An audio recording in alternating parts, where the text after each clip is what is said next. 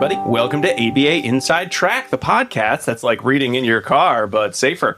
I'm your host, Robert Perry Cruz, and with me, as always, are my fabulous co-hosts. Hey, Rob, it's me, Diana Perry Cruz. Hello, hello. Hi, it's me, Jackie McDonald. It's like an old-timey radio voice thing you're doing there. I don't know, but I did it. That's I how like it the sounded. moon, about the Juna and the moon and the swinger. Never fully dressed. I was Without talking. a smile. I know that one. Thanks, Annie. I was talking to a person this morning, and I swore, I didn't ask him, but I swore that he had been on old-timey radio with his voice. Yeah. He sounded like Paul Harvey. Do you guys remember Paul Harvey? And now you know The rest of the story. That's what his voice sounded like, and I wanted to ask him, I'd be like, Paul? Paul, is that you? But I didn't, because Did you tell him he had a face for radio? I didn't. Because that's kind of... But I also love that. I didn't say anything because I don't actually know him. It was like, It's probably for the best. yeah. I don't want to be like, oh my God, were you on the radio when you were young? Because he's like older. So that Do you remember when FDR used to do those chats on the yeah, radio? so I didn't want to be rude.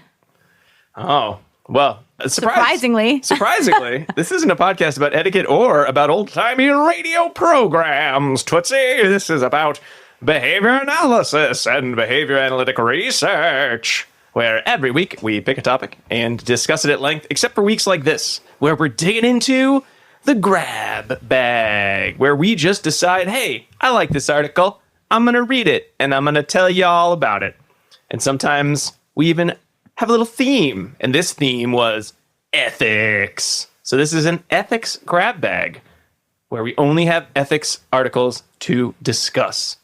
It's You ethics told me the time. theme was ethics time. Ethics like time. summertime. Well, this is coming out, if you're listening to it when it releases, this is coming out in the summer of 2025. And so it's ethics time, much like talking about old-timey songs, that old summertime song where you're swimming. Summer, No, older. I'm being older than Will Smith. Swimming. I wish I was swimming. What is that? I wish I was swimming. I don't know that song. I wish I was. I wish. Nope, this is older. Talking like it's like a 50s. It's like a 40s or 50s song with a harpsichord. So Like summertime, summertime. there you go. Something like that. Something like that. This is ethics time. So we're just talking about ethics related articles. And since we don't know what they are yet, because we got to reach into the grab bag to pull them out, we'll introduce them as they come. But they're all going to be about ethics. And usually they are themed around either something that is a follow-up from an episode we did. And sometimes it's hard when there's like a new article on an episode we've already done. It's like, well, we're not going to do another one of those probably for like a couple of months. So maybe a grab bag's a good place for them. Or they're just like, this is never going to get its own episode. So let's talk about it on a grab bag. Or you're just interested. Or you're just interested. Well, hopefully it's a combination of all three is always the best when you can get that. So I'll go first. I am going to start with Henderson, Ludden, and... Wait, What? is it Harry? No. Not this time. Not this time. Henderson, Ludden, Is it and Florence? It's not Florence Henderson. Oh. Henderson, Ludden, and Romero, 2023. The ethical obligations, barriers, and solutions for interprofessional collaboration in the treatment of autistic individuals. But it is Ray Romero. It might be. It could be. I don't It's know. I don't have the R.A.. article right in front of me. I just have my notes. From Behavior Analysis and Practice. And this is an article on ethics and collaboration, which I kind of feel like we've done 50 other episodes, but when I found... Very recently we did an episode, did. but you'll hear about that in pairings. And when I found this article, I said, I think we did this one already. I think this is done. And then I could not find that we had ever talked about it. So it kind of fell into that category of, well, ethics in interprofessional collaboration is a topic we've done some on, but not necessarily this article. And let's complete the set of ethics and collaboration related articles and bring it to the grab bag. So that's where it came from. And that's what we're going to talk about right now. So if you've never ever heard our ethics and collaboration episodes, well, I guess you might be saving yourself a little bit of time, but not much, because you should listen to all of them. They're just that good. It's actually one of the points. Not necessarily listen to our podcast, but there's a point about listening and learning more about collaboration as part of your professional journey.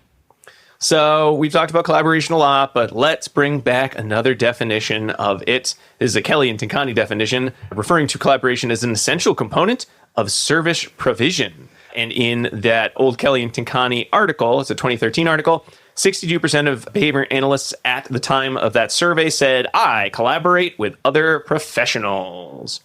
And the way collaboration works, it's sort of when a variety of professionals kind of come together to work on some sort of a project. In our case, it's typically working to support a client's needs. There's a couple different ways you can do collaboration. There's kind of the classic multidisciplinary collaboration where everybody takes a piece of the, treatment pie and sort of does their own thing and then occasionally comes together to say, hey, what did you do? Oh, that sounds nice. I did something different. And that's one type of collaboration. There's interdisciplinary collaboration, which is a little bit more of a coordinated version of that, where the teams come in together much more frequently. They're maybe working on the same goals, but they're kind of all staying in their lane in terms of how they're doing that work with the client or to support their client. And then there's the transdisciplinary collaboration, which is where everyone's experience is sort of integrated. So every professional is working together on everything, everywhere, all at once, pretty much. Yes, this was the salad versus soup versus cake. Yes. Soup, salad, and breadsticks comparison, if I recall, from Kelly and Tinkani. Exactly. But regardless of what type of collaboration you are doing, really, we just say interprofessional collaboration means you're doing something where you're working with somebody in one of these models, another professional. And again, sometimes those definitions of what exactly collaboration is change to the point even that a lot of people think they're doing collaboration when they're really doing something that's more like consulting, which is I've hired you to tell me what I'm supposed to do. Give me your expertise and then go away. That's more what consulting is. So if you think that you're collaborating because you show up to meetings and tell everyone exactly what they should be doing and then you leave, you're consulting. At best, you're consulting. At worst, you're probably just being a jerk that everyone's like, who invited that guy to this meeting? They're not collaborating very well. But activities related to collaboration are really going to include things like jointly creating client goals with the client, sharing responsibility of how those goals are reached, making compromise, updating ideas together based on listening to others' levels of expertise, staying within your realm of competence, reflecting on how well your collaboration is or is not going, how well you are helping the client reach their goals, and giving each other feedback in a very non-judgmental way to work together. There's a good quote in this article from Montiel Overall article in 2005. The collaboration, in terms of meeting needs, it should be a trusting working relationship between two or more equal participants that's involved in shared thinking, shared planning, and shared creation of integrated instruction. So I think that really gets at the heart of what good collaboration is, which is that it is shared. It is seen as better than the sum of its parts. So when it comes to collaboration coming up with ethics, well, we've talked about some of those codes before, but I'm going to go over them again. And certainly a lot of this is from this article today, but we've talked about various codes that are related. But, this is the lens of the authors today. Really, when it comes to, is there anything exactly about ethics and collaboration? So in the ethics code that says collaboration, and here's how you should do it. And really, we've got 2.10. Collaborating with colleagues. I'm just going to read the whole quote from the code. Behavior analysts collaborate with colleagues from their own and other professions in the best interest of clients and stakeholders. Behavior analysts address conflicts by compromising when possible and always prioritizing the best interest of the client. Behavior analysts document all actions taken in these circumstances and their eventual outcomes. So that's like the I feel code. like you read that in like the quote. Goofus and Gallant version. Oh, ethical behavior analysts, Gallant the behavior analyst Yeah. said, please tell me more about your field. I'm sure we can work together. Goofus says, that's not behavior analytic and I don't have to do it. I don't know who those are. From Highlights magazine. Highlights. Oh. It's probably Oh, still yeah. sitting in your dentist's office, your pediatric dentist. It's actually sitting in my kids' room on the floor from when you gave it to us. Oh, we got some Do more. they still have- I found some Is it more in there? highlights if you'd like some more. Sure. That offer's only for Jackie. Yeah, only for Sorry, Jackie. listeners. Don't write in. You can't have my highlights. That would be awesome. I'll send you highlights in the mail. There are Hey, Gallant, tell us what else. Oh, well, there are some related, the authors say there's a couple related codes. There's two that are a little more related than others. However, they do have a nice table, which we'll come back to at the end of. Here are codes that, even though they don't have to do with collaboration per se, they are related to the idea of working in a collaborative relationship and working as an ethical behavior analyst. But the two they sort of come up with that kind of have collaboration somewhere in the wordings are appropriately transitioning services, 3.16. So the idea that you need to recognize when you do not have knowledge of an area that a client is interested in getting more support with and finding somebody else also appropriately. Well, sorry, that's a different code. I'm thinking appropriately transitioning services. I'm thinking more the, hey, I need to make sure that I'm moving people between service providers in a way that doesn't mess up their services. And also the idea of competence in conducting research. They call this one out, though this really just has to do with the idea of I want to do research in an area and I don't know anything about it. It's more to do with like consultation and maintaining competence than it does actual collaboration. So I'm not really sure why they brought that one up, but there it is. And then there's also sort of, general ethical steps that we take that are going to kind of come back into collaboration. Things like, are we disclosing information appropriately? Are we involving stakeholders? If you remember your glossary, stakeholders do include other professionals that you work with as well, using behavioral principles and how you make your decisions. And also a recognition that you probably aren't good at collaboration unless you took a class in collaboration or have been mentored or supervised in collaboration. A lot of folks think they're good at collaboration and then sadly find out they are not, which means you're not really following your ethical code regarding practicing within competence. Oh my gosh, you are shaming our listeners. I'm not just saying kidding. you. I mean, it might be you, but not you. You are probably doing fine, but are you doing fine? I don't know. So the article really says, well, how are you going to meet all your effective collaboration ethics? Not just 2.10, but every other ethics code that ties into it. And we'll come back to what those are at the end, but I sort of want to go through their big main points quickly. Then we'll go back to sort of the table of, and that's how you'll meet the following. Surprise, twist ending at the end. So number one, you need to be ready to collaborate, meaning you need to listen to podcasts like this where you or read through your ethics code, where people give you lists of here's are the ethics codes about collaboration beyond 2.10. And you need to sort of get a sense of where you are in collaboration, that you are focusing on being a behavior analyst in a collaborative team, what's your scope of practice, and also remembering that it's important to collaborate because the people that you work with are also stakeholders when it comes to the frame of your ethical practice. As my son says, you got to lock in. You got to lock in. You got to be right. ready. You got to be ready. So that's Get step your head one. in the game. Step one's pretty easy. So if you listened to me talk for the past 5 minutes, you did it. You did step one. Good work. Let's move on to step two. Step two has to do with that competence. So 1.05 is you must practice within a scope of competence. Now, we usually think about that in terms of, well, I've mostly worked with individuals with severe problem behavior, or I've mostly worked in OBM fields. Therefore, that is what I'm competent in. But you got to think broadly about competence as, hey, maybe you're great at working with clients with severe problem behaviors. However, are you good at working with all the other people on that client's educational team? And if not, guess what? That's an area of competence you need to gain, your collaboration. So you need to make sure that you are getting supervised or you're co-treating with other professionals who know their stuff and can help you, kind of mentor you a little bit. And since most of us did not take coursework on collaboration, you probably are going to have to do it after the fact. So you're sort of building, what is that? What's the expression? You're building the airplane mid-flight, right?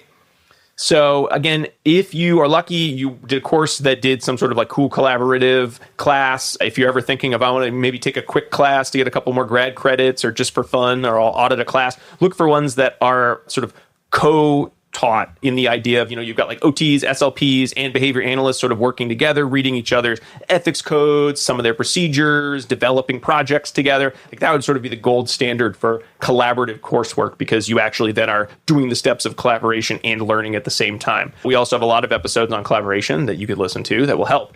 And that will take you on that second leg of how do I get better at collaboration, which is professional development. Again, we've got more workshops and more professional development opportunities. Certainly our show, we've talked about collaboration a lot. So that's something you can do as well. And then finally, you can always just sort of look, is there anyone out there that you trust to mentor you that does a lot of collaboration? Maybe they work in different businesses like in OBM, maybe they work in education, so they work with lots of professionals in a school setting. And you can sort of talk to them about, are there opportunities for maybe cross-training? But you could even find training and collaboration from outside our field. If you're working in a school, let's say, you could work with an SLP who's worked with a lot of BCBAs in the past and maybe do some cross-training with them, ask for articles from them. If you want to collaborate with a personal trainer, you could do cross-training while you're cross-training. That's true. Double cross-training. Yeah, especially if you're getting into health and fitness as an area of your practice, right? You got a lot of work to do then, especially if that severe problem behavior BCBA is like, I'm totally switching gears here. You can also sort of just do like research dives with them and then kind of get their opinion on the main research in the field and start there. And then, meet little practice groups at your workplace. Everyone wants to be good at collaboration, right? So that's one idea. So again, you want to build a competence, but you're probably going to be doing this at the same time as you're building your collaborative teams because you, again, probably didn't do this in grad school. And you're going to do that by effectively collaborating, meaning know what happens to blow up collaborative teams a lot, know the limitations of ABA, and know about different providers. Barriers are usually the ones you'd think about. Most people don't collaborate effectively for reasons other than they don't know how, because they have large caseloads. They don't have a lot of time to meet and make plans together. Not everyone knows what their role is on a team, right? Everyone's using their own jargon to look smarter than the next person, meaning everyone looks kind of stupid because they're just making up acronyms, seemingly. Maybe they're hungry. They could also I'm be hungry. And that's why you need to collaborate over lunch. That's true.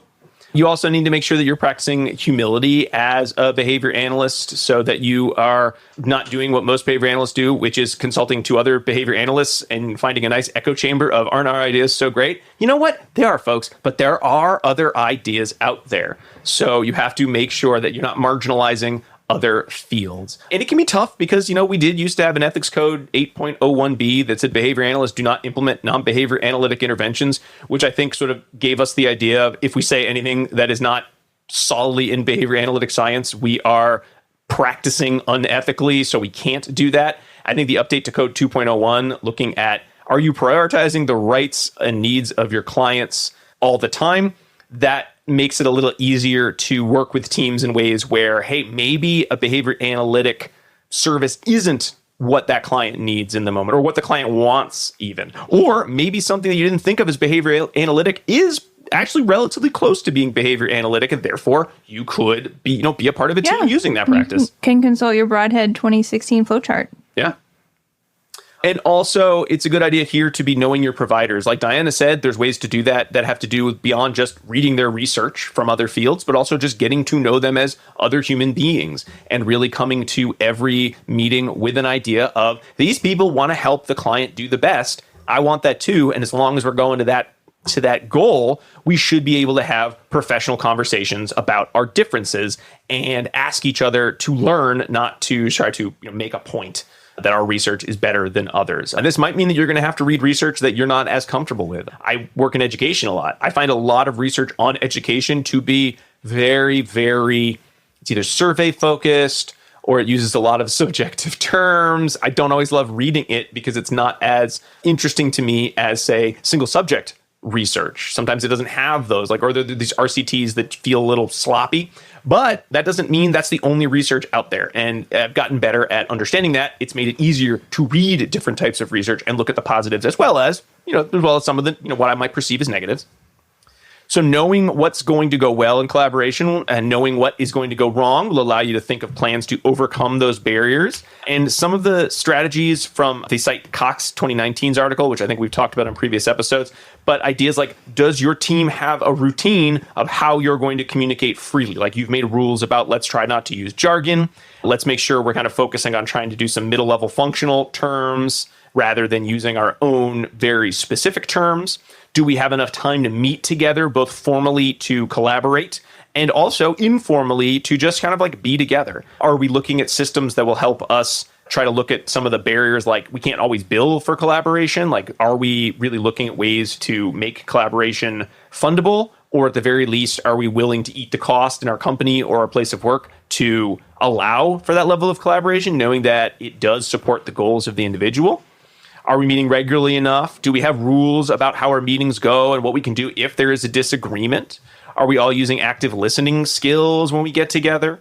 Are we focusing on new ideas as new ideas and suggestions of things that we want to think about and reflect on rather than dumb ideas that aren't scientifically based and therefore we need to shout them down? And what do we do for those situations? Again, we go back to maybe the Broadhead article, like that flow chart. Maybe we adopt something like that for what do we do when we do have a disagreement? Because it's not just a matter of, I don't understand your science, but there is a legit disagreement as to what would or would not be considered ethical for one or more practitioners to engage with as part of treatment. And then what are our rules about decision making? Are we looking for consensus? Is there a majority rule sense? Do we have sort of a chair that gets the final say after they've listened to everybody and we all agree to go with that, right? These are really important things. And I think a lot of reasons collaborative teams fall apart is we don't have systems set in place. It's sort of, we'll get together and stuff will happen. The magic will occur. And you really do need a lot of structure in those types of meetings. After you know what your systems are, you need to have systems to reflect and monitor on those, which again is going to mean a lot of systems around collective ownership. How are you looking at how well the client is meeting their goals? How well are you looking at how well you are collaborating together? They share a lot of different tools you could use for that. So for example, there's the Index of Interdisciplinary Collaboration by Braunstein in 2002, which measures a social worker collaboration tool, but you could see about using that for behavior analysts, kind of looks at collaboration skills.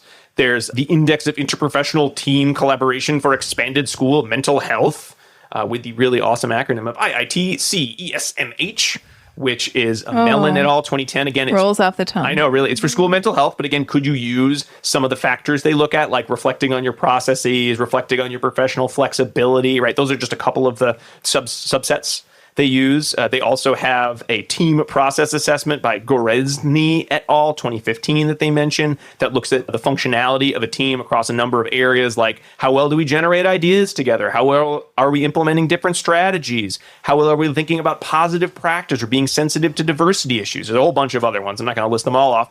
And then the last one they bring up is Standards Adherence Self-Assessment Checklist, which is like a Likert scale from Bowman et al. In 2021 that again looks at, a number of different areas related to collaboration, like what's the role of collaboration in an organization? How do we have, what do we do for conflict resolution? What evidence-based practices are we using? And what are our guidelines for using evidence-based practices, right? And then overall, like what's our culture around collaboration? You could also go back to things like a social validity assessment regarding how well do we think our team is sort of working together? Like, do we think we're collaborating effectively?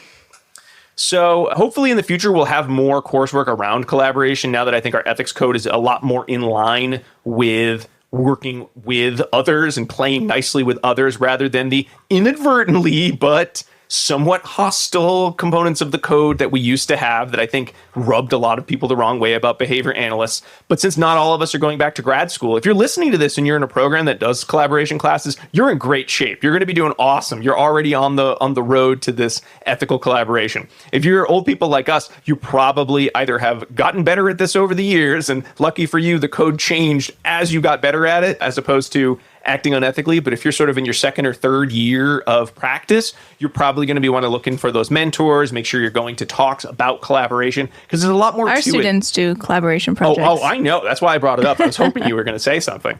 Yes, they do. I know. You were talking about one just today in the car, actually. Yeah. With OT and SOP students. Yeah. But if you don't believe that collaboration is related to more than just 2.10, let me give you the great there's a great table. I'm not going to go through the table, but I'm just going to list off. This article gives a nice table of here are the ethics codes that just by doing this work, if you're not thinking of collaboration, you may not be practicing within an appropriate level of ethics. So here they come. Ready? 1.04, are you practicing within your defined role? 1.05 and 6, are you practicing within a scope of competence and maintaining that competence? If you're bad at working with other people, you probably are not practicing within a good amount of competence. Or because you're supposed to work with people and you may not have been trained in it, and that's not bad on you, but eventually that does become a YP. You're a problem. 1.11, are you aware of biases you may have against other fields? 1.15, are you able to respond to other requests effectively, right? 2.01, are you providing effective treatment? Collaboration, a lot of the definitions say that without effective collaboration, you may not be providing the best treatment for a client. So reflect on that for a moment, will you?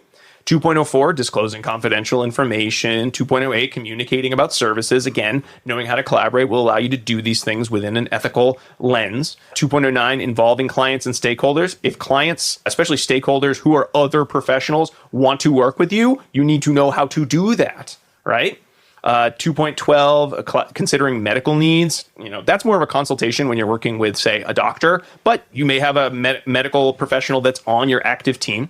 2.16, describing behavior change interventions before implementation, and 2.18, continual evaluation of behavior change intervention. It's hard to do that if you have lots of people involved in the behavior change process that you don't like working with or you don't work well with.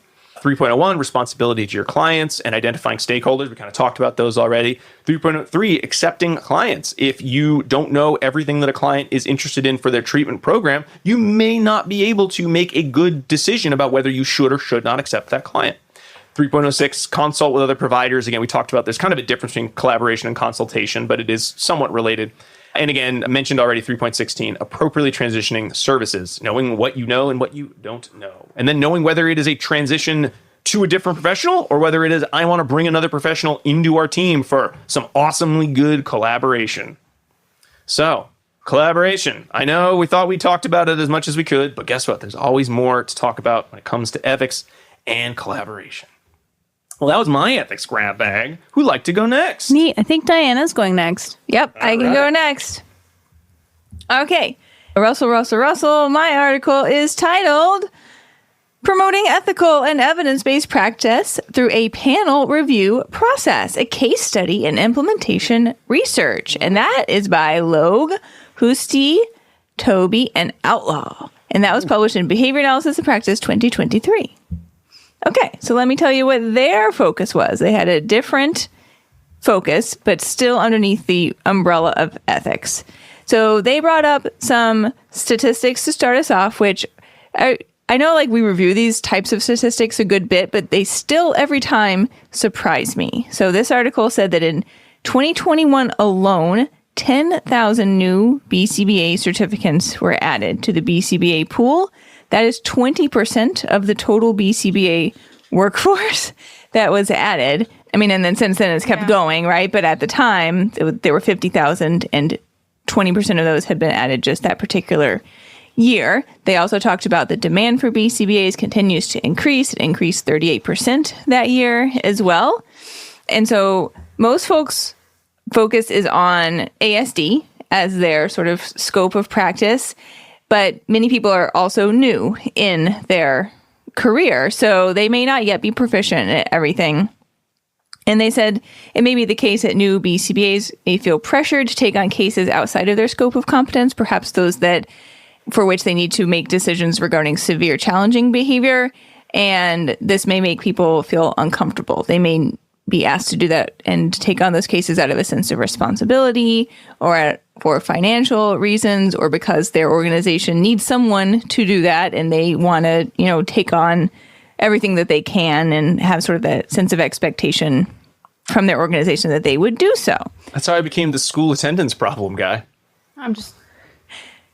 Right. They're like, who knows about this? And I was like, I mean, I can look into it. And then that's how I learned all about it. But you did your homework. You did a lot of background work. You reached out to Chris Kearney, who is an expert in the area, and learned what you needed to in order to expand your scope of competence to bring that into the fold. Oh, yes. I didn't just grab a pamphlet. I'm like, so you don't want to go to school. Right. So that was my point here, was that people might be operating potentially outside of their scope of competence and or comfort.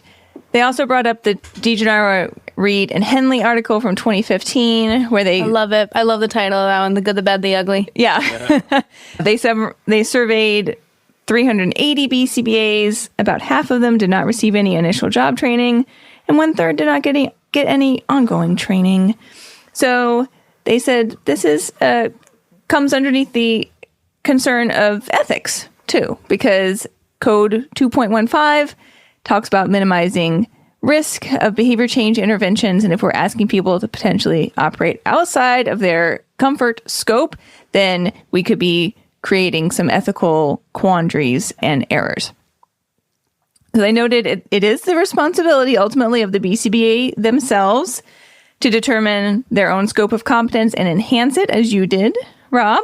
But organizations should also be building the infrastructure needed in order to promote ethical behavior and ensure that people feel comfortable operating within that scope.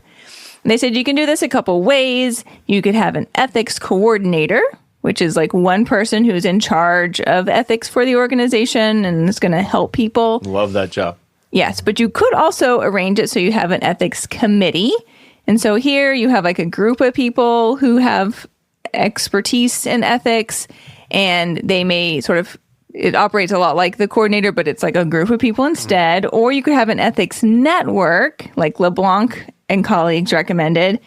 And here it is organizational strategies, including clinical staff with expertise, trainings provided, etc., that's going to like really hopefully like infuse the organization with what everyone needs to know ethics wise.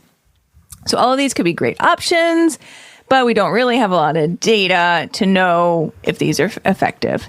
And then they brought up something that was really, well, I've heard this one part before, which is that evidence-based practice can take 17 years to move from being research to commonplace clinical implementation.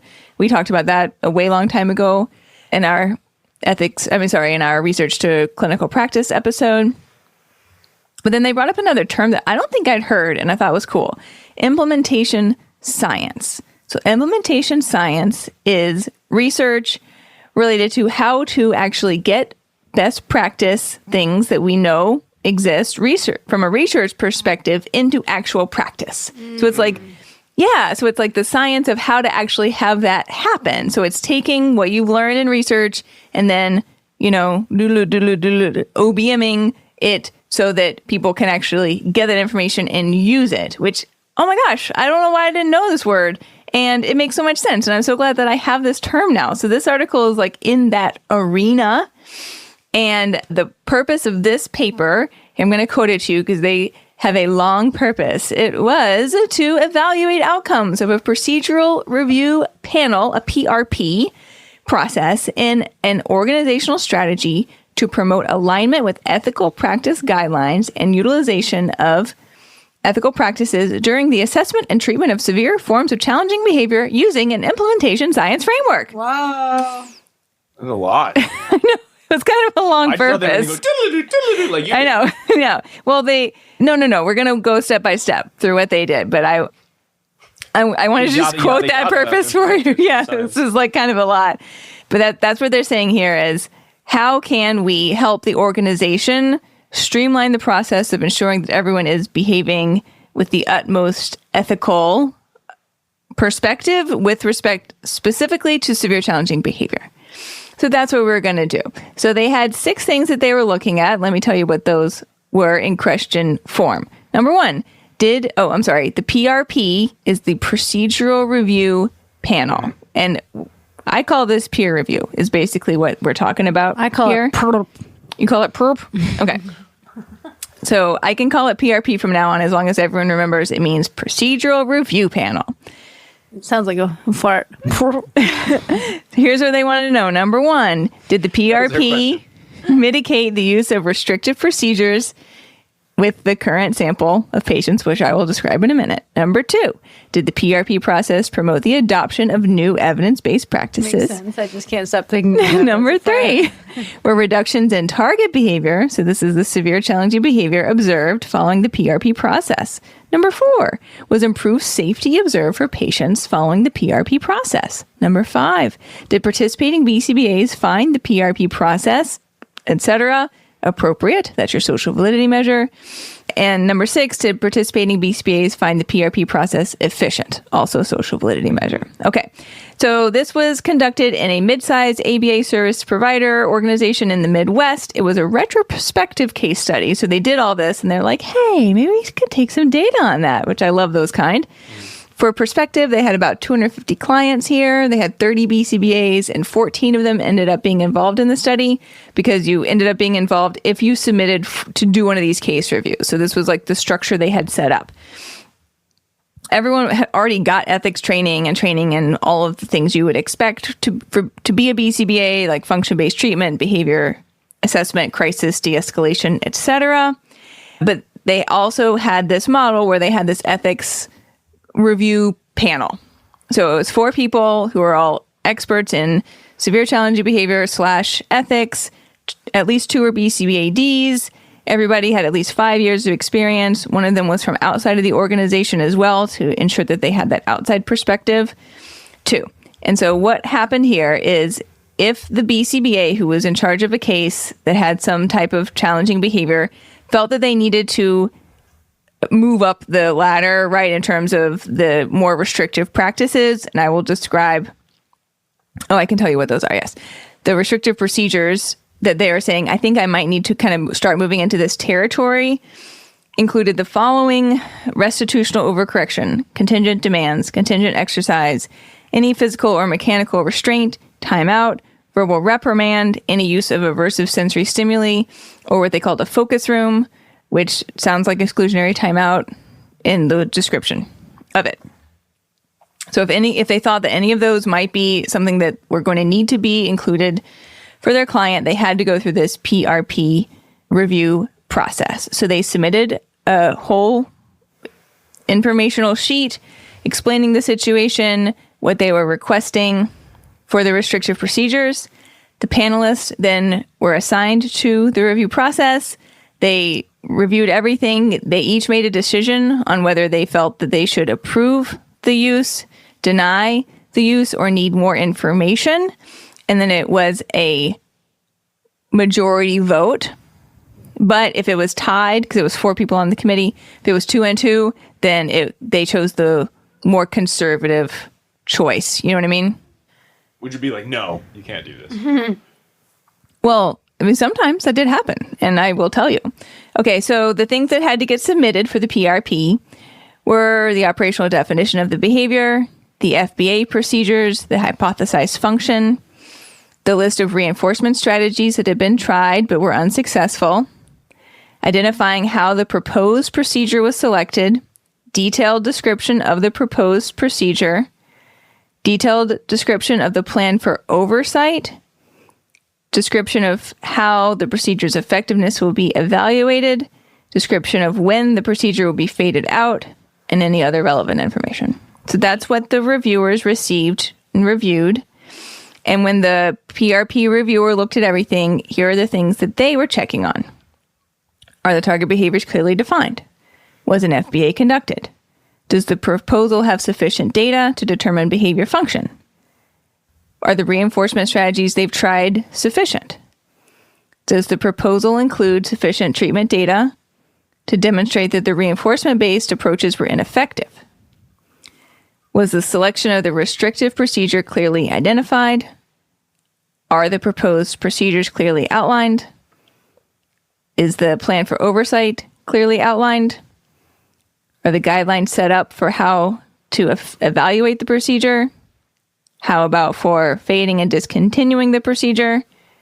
Did you look at the appendices? Are they there? Yep. And then what's your decision and your signature? So in case anyone's like wanting to do this, right? Like those are the steps of the whole thing. And none of this was it was a Likert scale. It was more just we're discussing. No, everybody's like long form writing all this stuff. Okay. So there's no so you could have like this was a great FBA. You did a couple reinforcement procedures. And you might have someone who would say, well, I think you could add this one, and you'd have someone else saying, I think that starts getting too much cost. You're just talking about verbal reprimand. That's not that big a deal. And, in this span of right. But they're very focused. Okay. They're clearly very focused here on ensuring that they're moving from least restrictive to more restrictive options, which is in our ethics code. And they are definitely taking it very seriously. But there's no binary of like, well, the fact that another reinforcement procedure exists that I guess you could do makes it an automatic no.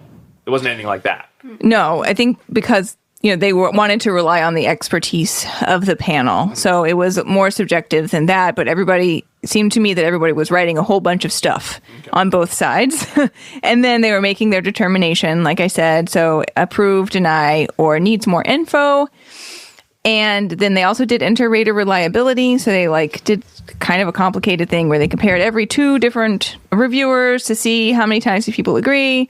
And basically, if 2 people didn't agree, it was only because one of the persons needed more info. So it was never somebody said, I approve this, and the other person said, I deny this. That never happened. The only thing that happened is sometimes one person approved or denied, and the other person said, I need to know more, which is good, right? Like that's general sort of IOA for the field. So when they took those half disagreements into consideration, the inter-rater reliability was 73%. And then what they did after that, so like I said, there were 19 of these that they looked at over the course of a year. So there's not a lot of them anyway, just to note that for everyone. There were only 19.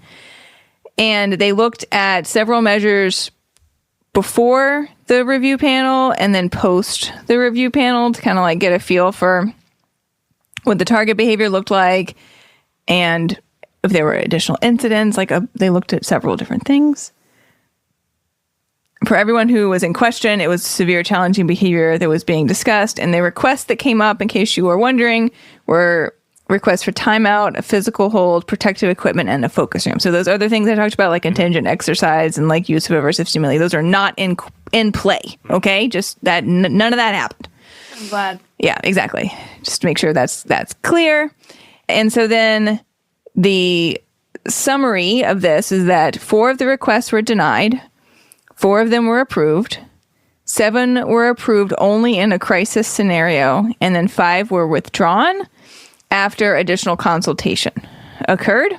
So that would be something like, could you find some more info on this? And as they sort of talked about what that could be, the individual was like, oh, wait a minute, I don't even need you anymore. I figured out what I want to do. So the first author met with everyone after they went through the review panel and discussed with them in detail all the components here. So that's kind of part of the consultation. So after they did all that, in some cases, they said, I actually can solve this in another way, and I don't need to even ask for this additional thing. So that is kind of part of the process too, I guess. When these were denied, they wanted additional FBA information specifically. And then what else was I going to tell you regarding this? That target behavior was reduced in pretty much every case that is listed here, except a couple where either the behavior did not occur, protective equipment prevented the behavior from occurring, or for one person, it just says no missing data, which is not ideal. And happens though. Yeah. And then was there a reduction in the number of incident reports per month? That was the case for approximately half of the participants. So those were some of their additional outcome data that they were looking at. In terms of social validity, everybody thought that this was great. They felt it was a very helpful process. I know you're surprised by that. And then they gave us a little table of ethics summarizing all of the different ethics codes that this also touched on as part of the PRP process. And I will just tell you those. Obtaining informed consent. Considering 2.11, 2.12, considering medical needs, 2.13, selecting, designing, and implementing assessments, 2.14, doing all those things with behavior change interventions, 2.15, minimizing risk, 2.17, collecting data, 2.18, except for that one time where they lost the data. Except for that one time, evaluating behavior change interventions, 2.19, addressing conditions interfering with service delivery, 301, responsibility to the clients, and 303, accepting clients. So just so you know, it wasn't just 215, it was all of these other things as well. And they recommend this process for organizations that are looking to make sure that their BCBAs feel comfortable and ethically supported at work. I like this idea. I know I've tried to do, or I and colleagues have tried to do this in some, various school systems in terms of, what's the red flag for peer review? Because I think a lot of times folks, even if you're doing your best collaboration, you still kind of get stuck within a group. And then you're like, when do I ask people? And then it becomes, well, if I ask people, it must mean I'm failing or I'm doing a bad job. Yeah. And I think if you all agree, we're going to get the group together when, and you set some relatively conservative, or at least as conservative as you think is appropriate for your setting, criteria, and then make something. I love to have them go back and sort of look at their form and say, is this a lot? Do we need as much information as this? Was this too much? Was it too onerous? Because I think that's going to be a different answer depending on where you're working, where you're getting your funds from, in terms of how well you could effectively, answer all of these questions in long form or write out. Could we do a little more yes, no, maybe? But having those criteria, then no one ever has to feel like if I'm asking for support or I'm asking, is this the right move? It's not because you're bad at your job or because you couldn't think of anything good. This is just a process that you want to be a part of to make sure you're practicing ethically. Because you don't always have to be the bastion of ethics in your place of employment. You can be someone who just wants to do their best job ethically and appreciates having some guardrails placed on you, that you are a part of placing those guardrails on yourself, adding some rules. So I like that they went to the trouble of going through all those steps and then talking about kind of the process. But yeah, I think this is great. Me too. It's great to hear about.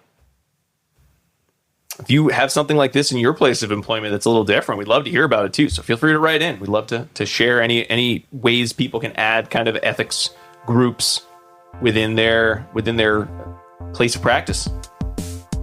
All right, let's take a quick break and then we'll come back with one more ethics grab bag. We'll be right back.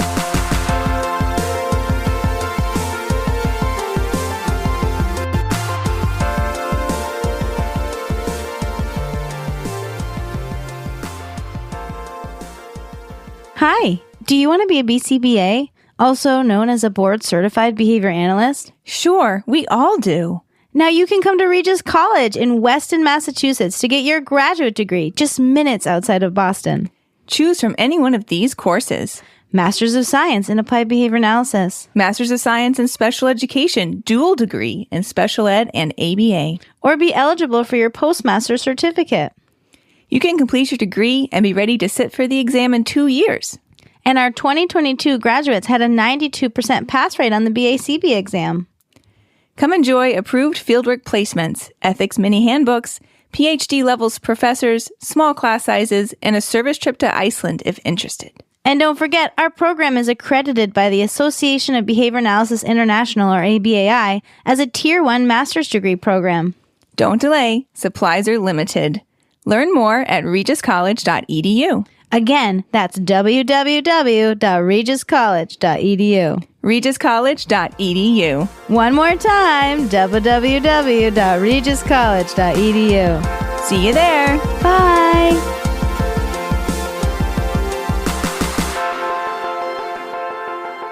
And we are back, digging into the ethics grab bag. It's ethics time, people. But before we wrap up the show, I want to remind you that ABA Inside Track is ACE and QABA approved. And by listening, you're able to earn 1 Ethics CE. All you need to do is finish listening and then go to our website, ABA Inside Track, or click the link in your podcast player and enter in some key information, including 2 secret code words. And here's the first one. It's summer related. Popsicle. Popsicle. Whether it's a fruit one or a coconut popsicle or one of those ones that's red, white, and blue. Maybe you're listening to this around the 4th of July and you're going to break it and share one with a pal. Doesn't matter. Any kind of popsicle will do. And now back to our last grab bag article. Reach in there, Jackie. Wrap up our ethics time show. I'm just going to take right from the top. Right from the top. Okay. Here it is. I am talking about an article called Teaching Behavior Analysts to Address Unethical Behavior, Developing Evidence-Based Ethics Instructional Methods. This was by Shrek, Ivy, and Zane. The ogre? Yeah, obviously. In 2023, and I found it in Behavior Analysis and Practice. And I was thinking while I was looking for ethics, that's the first place I go when I'm going to look for... What, BAP? Yeah. Oh, yeah, for sure. Right? Like, way to go them. Mm. If that's like the first journal article that I think of when I'm looking for an ethics article. So, way to go, BAP. It's that practice part. Yeah, I guess. Okay. So, this article is interesting and long, and I'm so sorry, everyone, because usually I don't pick long articles for Grab Bag, but I liked the title, and I didn't look to see how long it was, and... It is quite long, but the authors might feel the same. Yeah. So sorry, everyone. But it's really interesting because it talks about how we can appropriately teach ethics in graduate school. That's why I like teaching ethics, and I wanted to see, even though I don't get to recently because someone stole it from me, but that's fine. It wasn't me. It wasn't you. It's fine. But it's important for behavior analysts to be able to recognize when ethical situations come up, to address them, to be able to list unethical issues according to the code, be able to talk about the risks associated with unethical issues, think about all the contextual variables that are at play in ethical issues, and then hopefully to design a possible solution, right? And so when we have the new ethics code, even though it's not new anymore, right, 2020, but it was new, the ethics code does provide some potential standards to help when an ethical situation arises, like conforming to legal and professional requirements, standard 1.02, collaborating with colleagues that we talked about, 2.10. addressing conditions interfering with service delivery, 2.19, responsibility to clients, 3.01. But it doesn't really tell us like how to do it, right? And that, or when you can spot it, and then how you then bring it up to someone that is engaging in an ethical issue. That seems scary for a lot of students and for, professionals. And applied ethics should really operationally define the behavior, right? And the process that goes along with it. It should be able to identify complex issues and principles that will go along with it, determine the impacts of unethical behavior from all the different angles that you'll need to figure it out, and then directly address those ethical issues. So we as behavior analysts don't really have any empirical evidence taken directly from our field about how to teach ethics, right? In most ethics classes, we're required to have a 45-hour ethics class, right? Class. We're also required to have continuing education units, learning credits. That's what they're calling it now, right? Yeah, maybe. I never know. We have to have those on ethics, right? But we don't have this is the best way to teach ethics. So, some things that other fields have done is they might use case-based approaches. They're going to use multimodal learning through hands-on experience, right? Experiential learning, practical assignments. They're going to have multiple learning experiences to touch on one thing. They're going to have group activities, individual activities, right? They're going to be able to learn about how to forecast outcomes or predict those. And then they're going to have specific field content instruction. So that's usually what psychology does or education does. And we know things that don't work too. So from other fields, we know that if it's exclusively academic in content, that doesn't work, right? Didactic teaching only doesn't work, right?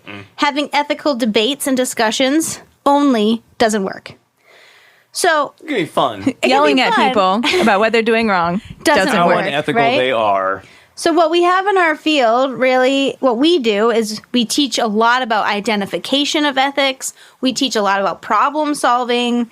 We talk about, there is a step-by-step process on what to do when you see an unethical situation, right? But Tell an adult. stop, drop, and roll. But what we don't have is when we do that, do we see an actual change in student behavior, right? Sounds like we need some implementation science. Right. So what these authors came up with is they said, okay, general ethical instruction should include specific objectives.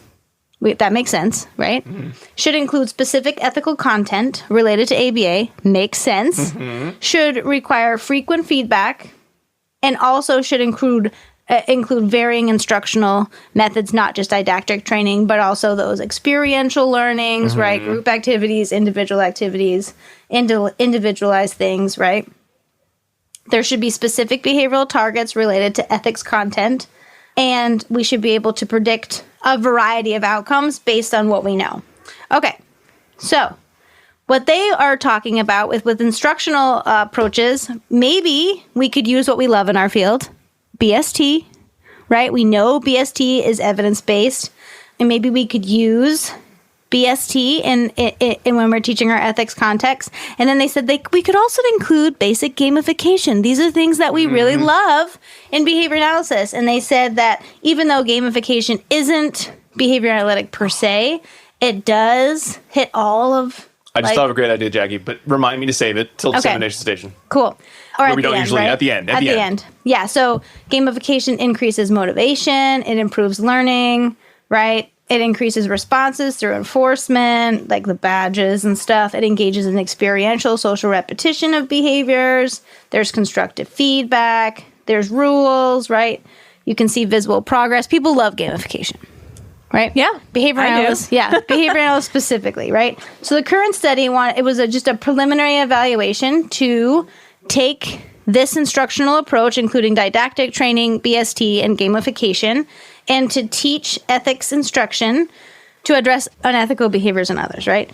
So here's where it gets interesting. So they have 52 participants. The students are in 3 different master's programs from 3 different universities, right? Okay. So we have multi-site research project. We've got informed consent on that first day of class. All of the classes are part of the VCS course sequence, which no longer exists, but at this time it did. And all of the professors had a BCBAD. So 2 universities were in person, 1 was online. Most of them were first-year graduate students. So they created ethical scenarios, and these ethical scenarios were they were made from personal experience, textbooks, practicing behavior analysts, right? They had a whole slew of them.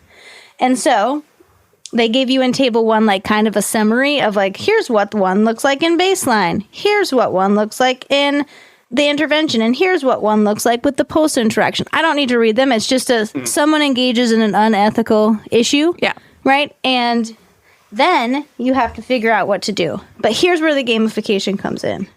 So they made a script first. I'm going to talk about that. They made a script. And prior to, oh my God, I can't even read the script because it's too little. So put it in here. I can't even read it. Exit, stage left. It's fine. I can talk to you about it. So you have preparation. Do you want me to, what do you want me to tell them about it? There is a script. So it's fine. We'll talk about it in a little bit when I talk about the study. So I don't actually have to read it. I can just talk about it. But Okay. It looks like there's phases. there are phases. Do we tell them that? Yeah, sure. Preparation. Do you love that I cannot read my own small Initial notes? presentation of the problem, and then listening and resolution. But Yes. it goes through it. It's like, greet the offending behavior Yeah. analyst. Say something pleasant. Your next line is, Yeah. say, can I ask you about something? I was wondering what you know about X situation. Right. So prior to the study, they had some experts look at the script, and they evaluated it 4.6 out of 5 as appropriate for the study, and then they fixed whatever the expert recommended. So the DV in this study was the number of scripts independently completed, and you received a plus or a plus P if there was prompting, or a minus on each of the steps of the script, right? One university took data during class, the other 2 did so via video. So during baseline and pretest, this was the first class for all of the universities. They got informed consent. The students were divided into groups of 2 or 3 and given the scenarios, and then they were given specific roles as in like who you're going to play by rolling the dice. So there could be the offending behavior analyst, the person that committed the unethical issue, and then the confronting behavior analyst, the person that's going to come up to them, right? Okay, so each of the students switched roles until everyone got to be everyone, right? And data were collected by instructors and the trained master's level people and behavior analysts, depending on where they were on each university, on whether they completed all of the steps of the scripts, right? So if they didn't greet someone and just jumped into the ethical situation, they would receive a minus on that first part, right? You there, your ethics are bad. Your next line is, hello, nice to see you. Right. So then, for a little bit, they just did didactic instruction on the ethical code and during your regular class style, right? So that didn't change. But they had some simulation days and training for 2 of the universities. Well, the third university did simulation training. They just didn't take data. I'm not sure why. Those things happen sometimes. They didn't tell us, yeah. So they first conducted training using BST on how to approach unethical practices and how to use the script. This occurred at different points for each university, but usually 2 to 3 weeks in.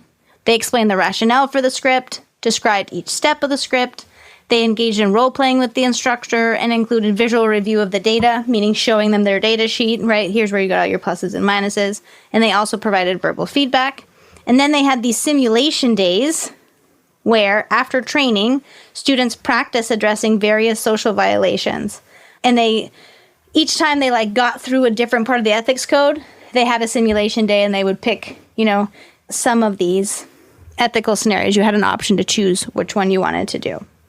But before the simulation, this is the important part, is that students received all the materials necessary to engage in the scenario. So they got their scenario, they got the PowerPoint that corresponds to the specific ethical issue, right? And then they were asked to prep. So they were asked to identify the relevant ethics code that was violated, how serious the violation was, who are the stakeholders or players. They had to develop a contingency plan, what happens if it gets escalated. determining what skills are needed to engage in this confrontation, right? The risks of doing it or not doing the confrontation, and a task analysis related to all of the different actions that the offending behavior analyst could engage in. And there is a table that tells you all of the different ways that the offending behavior analyst could act, like avoidant, disruptive, defensive, nervous, bewildered, right? And those... Crying.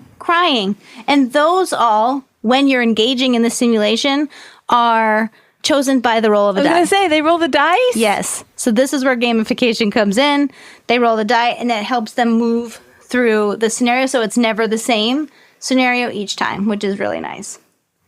So they conducted post-instruction probes at the end of the semester. They didn't provide feedback or prompting there.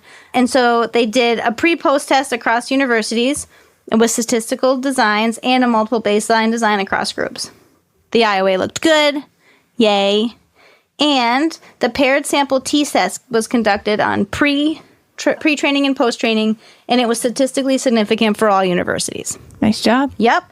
And then they showed an increase in completion of steps in their multiple baseline design across groups from 3 in baseline to a mean of 7.25 for the students responding.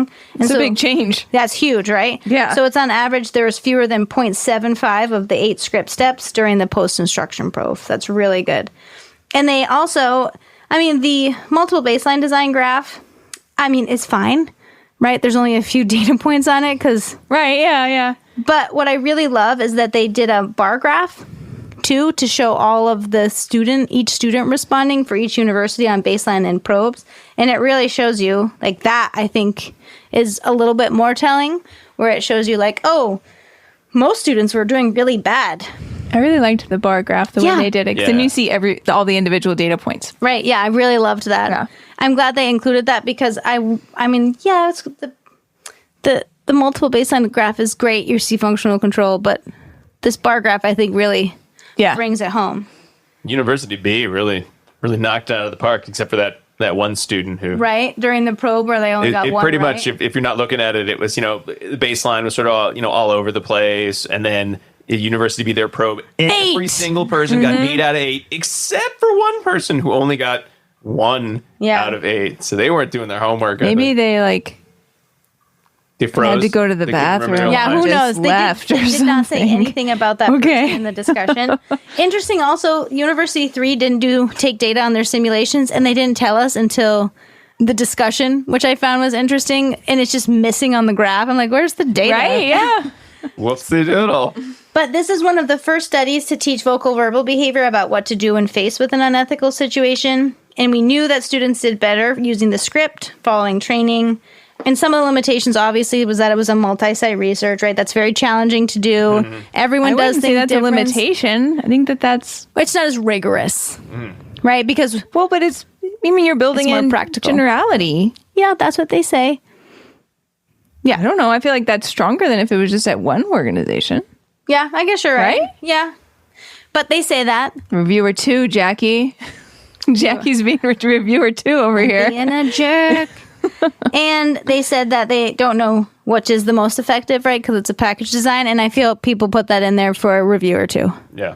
That's a reviewer 2 question. Yeah. But I really love this article, and It's a fun way to sort of take, I think, a lot of what we've talked about in various episodes about ethics and really put it more and more and more into this is what it will actually be like when you are working, that you won't just be given, tell me this code, what does it mean? Or give me a lecture about how ethical you are. Tell me how you promise to be ethical. And even more so than when we do just sort of our case studies from Nadowski and Shush's book. And they recommended that book too if they needed to find textbooks. Great. But I think it's kind of continuing to move to that next level of how do we make this more and more indiscriminable as much as you can in a scholastic setting to, hey, you're just going to see a problem with ethics and have to decide what to do. It's not ever going to be as easy as it is right now. Right. Well, anyway. Yeah, very cool. I didn't think there's not a lot of research on how to teach really ethics. cool So Yeah, that was really cool. It just took for some reason for me, it took a very long time to read. Maybe it was like, there was like tiny little pieces that I was like, if I miss this one tiny little piece, it's not going to make sense later on. It definitely has that Right? vibe of us when you're one of those studies that like once you get your head around, you're like, oh, isn't that hard? Right. But when you're reading it, you're like, you did what? I'm sorry. Right. How many steps were there? rolled Like, a how die? did you do that? Yeah. And there were so many tables. My notes There were were a lot of so tables. long. There were a My lot of notes were tables. so long. That's okay. But yeah, it was a It wasn't great Rob length article. or anything. No, definitely not what? Rob length. I read a script. I say when I come in, if you think those jokes, I don't think about those at the top of my head. Those are crafted over weeks. That's a lie. Rob, Not true. interrupting. But Rob, what? Oh my God, what? Hilarious joke. Rob, what? Rob, ... Jackie's script. She's not reading it. Rob, what did you want to say at the beginning? Oh, well, I wanted talking about how do we keep extending this idea. Right now, actually, by the time this comes out, I'll have finished the class, unless I failed. In which case, I had done this class recommended by a friend of the show, Brian Middleton, the Obey podcast on therapeutic game He's mastering. the bearded behaviorist. The bearded is behaviorist. how people might know him. Bearded behaviorist is how he is online. And hopefully we both pass with flying colors. And we will be able to do therapeutic game mastering, which sounds like you're like a master's in Will the how to robe be Dungeons coming and in the Dragons. mail? Or You know what? That is nerdist language. it's nerdist? I'm so sorry. Nerdist language I don't appreciate. But it's really a lot about how do you take science on training that works and then put like the sugar coating of like, but what if we played a game? Wouldn't that be more fun if we did something that works and a game? Usually. And I like the idea of taking some of these simulations, but rather than having it be, all right, everybody, time for your ethics simulation. If you're like, we are going to play a game. And I'm going to use Dungeons & Dragons terms, even though you do not need to run a Dungeons & Dragons game. I won't know them. But then the challenge is not, do you know how to respond appropriately to this ethics situation? The challenge then becomes, we're playing a game. And at some point, unethical behavior will occur. You know, that goblin is not following appropriate procedures to transition or to train his other goblin minions, right? So you need to not only identify that there's an ethical violation, you then have to respond to it. So then it adds in the component of, guess what? Ethics is not something that someone's going to come up to you and say, red flag, ethics problem over there. I hope you learned how to deal with it. Most ethics problems are ones where you actually have to identify, is this even a problem? So you could potentially add that component in a way. I don't think it would be super efficient. So I mean, again, it was an idea I just had a little bit ago, but you could try something like that where the role play extends temporally so that you're not just telling people it's time for your ethics. Make sure you do good ethics. It's time to do who knows what in your job. And at some point, ethics will appear and you need to now respond to it using the skills you've learned. So that might be something, or at least it's a different modality. So that was my thought. Not as well thought out. I like it. It's fine. Except that I would hate that because I hate games. So I would rather actually be better at ethics than play that game. So maybe you give someone the option. Yeah, do you want to play the ethics game or do you want to play the goblin game? Session, you know, with the TA Right. or something, you know. Yeah, you wouldn't have to do it, not required. All right. Well, we don't do Dissemination Station other than because these are all different articles on different topics, except they're all about ethics. So I guess what we've learned today is, hey, ethics, you need to be using it all the time. And here's some ways you could do that. But if you want to learn more about ethics, there's a billion ways to do it. But if you want to only do it in podcast form and only our podcast, well, let's have our pairing segment of the show. Sure. It's time for pairings, everybody. Pairings is where I tell you about past episodes that you might want to check out if you found this one interesting or want to know more. And yeah, for sure. Like we have a whole section on ethics. So you can go to our web page and go to our previous episodes page, and you'll see underneath there little headings, in fact. And one of those headings is ethics. And so a whole bunch of episodes will be under there if you're just on the lookout for other ethics episodes. But if you want some episodes that maybe more specifically relate to this topic, you could check out episode 26, How to Talk with a Non-Behavior Analyst Without Really Trying. Episode 52, You Need an Ethics Coordinator! ! Episode 304, Ethics and Collaboration. Episode 259, Next Level Collaboration. That was with Rose Griffin, SLP. And you could also check out episodes 105 and 203, which were our ethics mailbag episodes 1 and 2 with Darren Sush, who we referenced the book on. I also like to recommend a snack to go with these episodes. So the recording day of today, not the release day, it is Star Wars Day. So In my church this morning, the end song was the Star Wars theme song that's amazing. on the organ. That's really cool. Was it a triumphant one, or were they wanted to make you really scared It was like, of? no, it was triumphant. Okay, so it wasn't like the Darth Vader theme with won't you be scared? No, it was very triumphant. Not being Nice. religious enough. I love that. Not that. What's the word? Not religious. I don't know, but it was interesting. Holy enough? I don't know. Sorry, fine. I'm trying to think of a word and it's just coming off really insulting. I don't know apologize, what you're folks. going for. I'm gonna stop. Pious? Yes, pious Okay. is the word. Okay. Okay, it was fun though. That's really cool. So All the old people were dancing in their pews. so Dance. my Was it the disco version? They were like this. maybe it was the Mos Eisley Canteen. It was like Yeah, yeah. It was like moving your shoulders. There's the disco Shoulder version dancing. of the Star Wars theme song. Oh, okay. Anyway, Okay, so my snack today that I'm recommending and that we're going to make later on with my fam are Ronto wraps and lightsaber pretzels. All right, that was pairings, everybody. Please enjoy. All right. Well, thanks everyone so much for listening to ABA Inside Track. We really appreciate it. If you'd like to subscribe to the show, you can do that by, listen to us on Apple Podcasts, Spotify, wherever you get your podcasts. You can go to our website, abainsidetrack.com, to find links to all of the articles we discussed today, as well as to purchase CEs and to find all of our previous episodes. Only if you want to. Only if you want to. You can go get some even more ABA Inside Track content on our Patreon page, patreon.com/ABA Inside Track, where you can subscribe to get access to our listener choice and book club episodes, as well as discounts in the CE store. Those subscriptions come with free CEs for those special episodes, as well as access to voting on our polls on the book clubs and our listener choice that we do. We do each of those once a season. So you're going to get 2 every season for our $3, $5, or $10 level. So please check us out, patreon.com/ABA Inside Track. I want to also make sure to throw out some big thank yous and our last secret code word. Let's start with the thank yous first. Big thanks to Dr. Jim Carr for recording our intro, outro music, Kyle Sturry for our interstitial music, and Dan Thabit of the Podcast Doctors for his amazing editing work. And finally, that last code word, it's Sandcastle. SANDCASTLE. Something you can make on the beach. or read a book about it. Robert Munch. I don't know that book. It's a good book. Is it a Sandcastle book? Yeah. Okay. Cool. Sandcastle. We'll be back next week with another fun-filled episode. But until then, keep responding. Bye. Toodaloo.